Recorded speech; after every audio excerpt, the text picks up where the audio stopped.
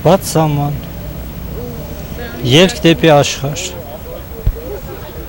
բայց առանց նախապայմանների, չէ, կողմ են բացմանը, բայց առանց այն նախապայմանների, որ ունենք այսօր։ Սահմանների արդեն դե յուրե վավերացում, որը կարծեմ թե դա հետագա քննարկման հարց է։ Ուղղակի պետք է բացել սահմանները, մնացյալ հարցերը թողնել հետագային։ Սա իմ կարծիքն է։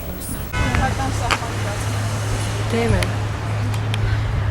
Բոլորս էլ լավ գիտենք ճառները, հենց այսօր մասնակցել եմ համասարում դասախոսություն, ազատ մուտքը ազատ գիտե, դասախոսություն եմ ու հենց այդտեղ էլ կհամոզվեմ, որ դրական գիտեք կտա, բայց ես լինելով աշխարհագետ գիտեմ, որ մեր սահմանակից այդ